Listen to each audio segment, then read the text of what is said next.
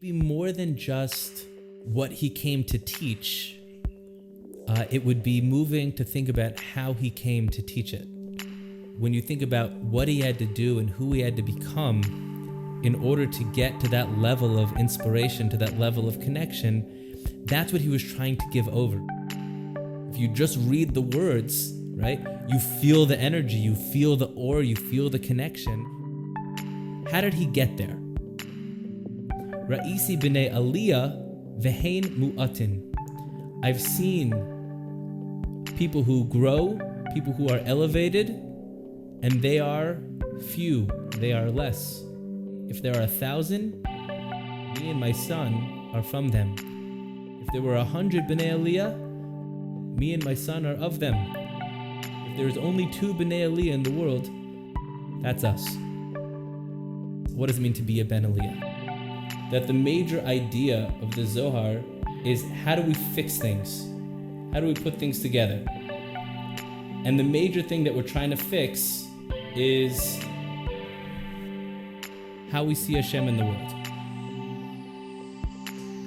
Really the depth behind what does it mean to be a ben aliyah. A ben aliyah is a person who's able to elevate the world. They elevate themselves.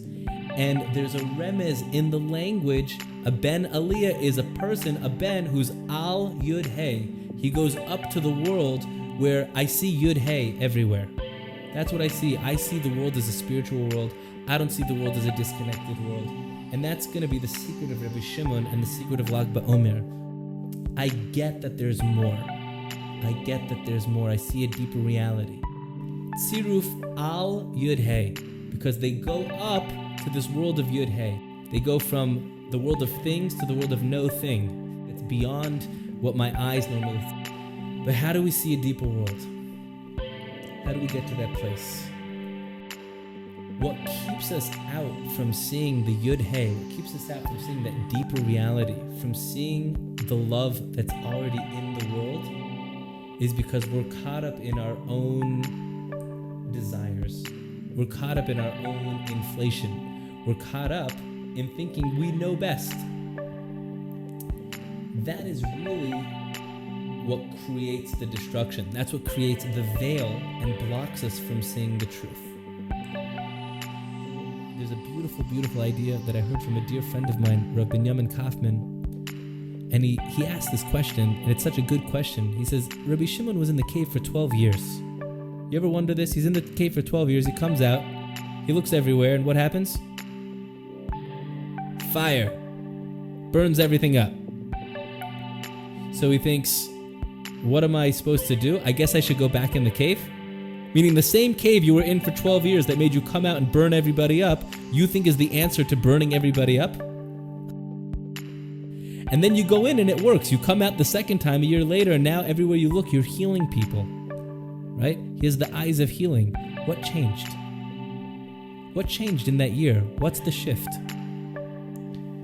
So the shift is that when you first come out after 12 years of being in a cave and you burn them with your eyes. It's called judging people. That's what it means to burn people with your eyes. How could you be so physical? How could you sit and watch Netflix? Are you watching Netflix? It's judgmental. It's so judgmental, but it's so normal for people who they sit and they put themselves in and they seclude themselves away from the rest of the world for a long time, and then they come out and they burn everybody with their eyes. And Hashem says, no, I told you to build the world, not destroy the world. You're destroying the world.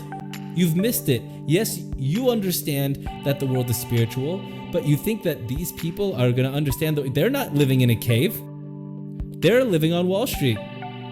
You expect them to see the same world that you see? And he goes back in the cave, and what is his avoda in that last year? His avoda in that last year is to remove all the judgment and to realize that his mission in the world was to live in the cave. But somebody else's mission in the world is to be on Wall Street, and somebody else's mission in the world is to be a doctor, and somebody else's mission in the world is to be a gardener, and everybody's doing their thing. And if they were in a cave with him, they would also see the Yud Hey the same way that he did. They just don't see it because that's not their purpose and that's not where they're at. Everybody's different, and that's why he comes out. And when you live with those eyes, your eyes are healing. Your eyes are loving everyone and everywhere you go. That's the secret. The secret is when you, yes, go in the cave, go meditate, go daven, go learn Torah, go do all the things that connect you to HaKadosh Baruch Hu, but then be a b'nei aliyah and mu'atim hem. Remove the judgment, remove the ego. When you go back out into the world, that's how you turn the vav hey into the yud hey. Not by going into the cave, but it's by coming out of the cave. And then by healing people with seeing that beautiful vision, with that beautiful light, and you look at people in the face and you can see them for who they are. You see that Tselem Elokim, and you love them for being that Tselem Elokim. And you don't judge them for wherever they are, at whatever space they're at, because we are all at different points at different times. When you can do this, when you can work on this just a little bit, to elevate yourself from that smallness, from that judgment, you receive a new perspective on everything. Your whole perspective of the world, and all of nature, and all of reality, and all of everything.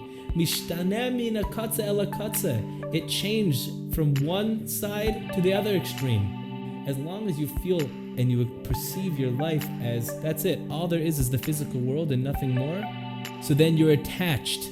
It's a part that you cannot separate from your life. You are attached to all of your thoughts. You are attached to all of the physicalness of this world. And you can't shake yourself from them.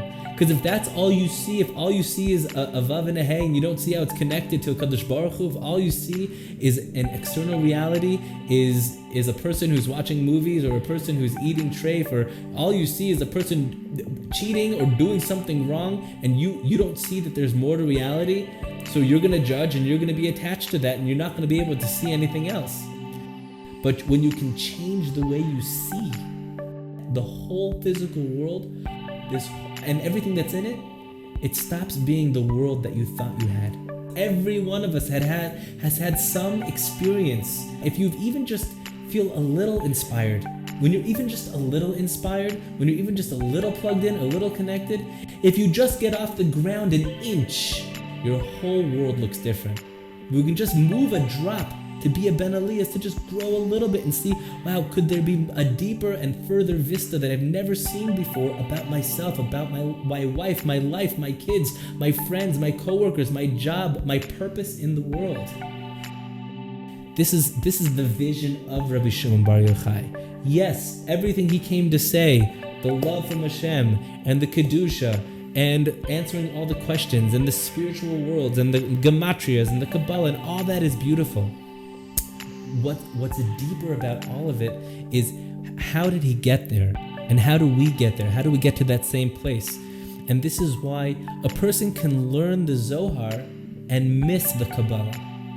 You can learn the ideas and miss God and miss the experience, because you're learning it with a head of arrogance and a head of thinking, well, once I know this, so then I'm special.